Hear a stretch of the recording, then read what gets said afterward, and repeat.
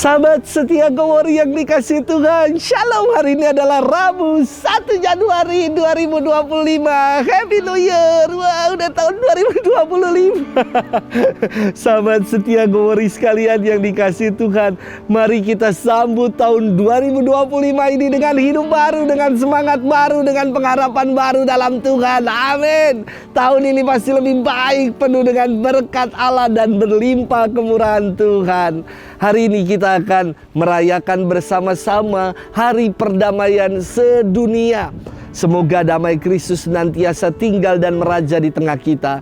Dan hari ini juga kita merayakan Hari Raya Maria Bunda Allah. Saya bertanya-tanya, kenapa ya kok perayaan Maria Bunda Allah jatuh pada 1 Januari yang adalah tahun baru?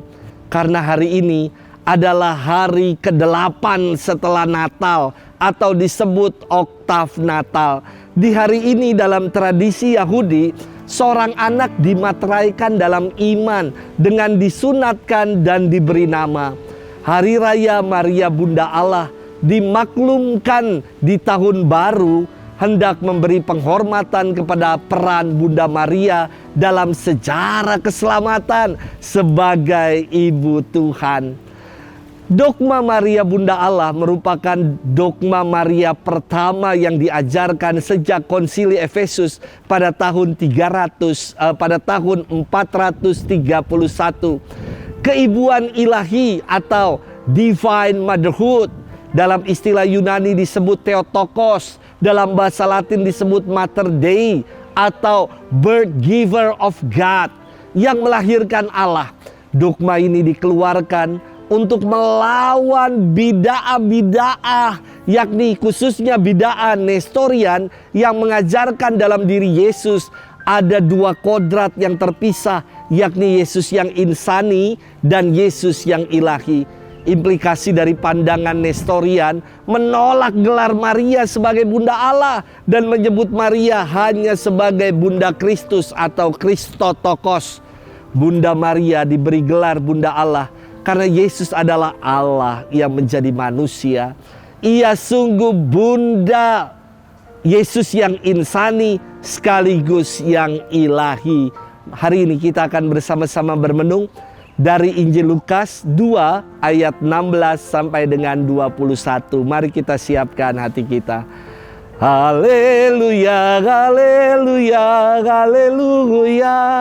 Pada zaman dahulu Allah berulang kali dan dalam berbagai cara berbicara kepada nenek moyang kita dengan perantaraan para nabinya. Dan pada akhir ini Allah telah berbicara kepada kita dengan perantaraan anaknya. Haleluya, haleluya, haleluya. Tuhan bersamamu dan bersama rohmu. Inilah Injil suci menurut Lukas, dimuliakanlah Tuhan. Setelah mendengar berita dari malaikat Gabriel, para gembala cepat-cepat berangkat dan menjumpai Maria dan Yusuf dan bayi itu yang sedang berbaring di dalam palungan. Dan ketika mereka melihatnya, mereka memberitahukan apa yang telah dikatakan kepada mereka tentang anak itu. Dan semua orang yang mendengarnya heran tentang apa yang dikatakan gembala-gembala itu kepada mereka. Tetapi Maria menyimpan segala perkara itu di dalam hatinya dan merenungkannya. Maka kembalilah gembala-gembala itu sambil memuji dan memuliakan Allah, karena segala sesuatu yang mereka dengar dan mereka lihat, semuanya sesuai dengan apa yang telah dikatakan kepada mereka. Dan ketika genap 8 hari dan ia harus disunatkan, ia diberi nama Yesus, yaitu nama yang disebut oleh malaikat sebelum ia dikandung ibunya. Demikianlah sabda Tuhan. Terpujilah Kristus. Sahabat setia Gowori yang dikasih Tuhan, Shalom. Bapak Suci Paus Fransiskus di Hari Perdamaian Sedunia mengeluarkan pesan dengan tema Ampunilah kesalahan kami, berikanlah kami kedamaian-Mu. Tema ini sejalan dengan tahun Yubelium yang menekankan pengampunan dan pengharapan. Paus Fransiskus berharap akan perdamaian di dunia yang sedang tenggelam dalam tragedi perang. Dan beliau mengajak kita untuk bersaksi di tengah kehidupan, yakni dengan mengulurkan tangan dan menjadi berkat bagi saudara-saudari kita yang berkekurangan. Sahabat setia Gowori yang dikasihi Tuhan, dalam firman Tuhan hari ini kita melihat para gembala yang aktif untuk menjadi aktor. Bukan diam menjadi penonton, tidak. Tetapi gembala ini setelah mendengar warta kabar sukacita yang disampaikan oleh malaikat Tuhan, ia segera bergegas ke Bethlehem dan menyampaikan berita sukacita itu. Para gembala ini adalah orang-orang Anawim, orang-orang sederhana, wong cilik. Namun justru mereka menjadi juru membawa pesan perdamaian, kabar sukacita kepada keluarga kudus.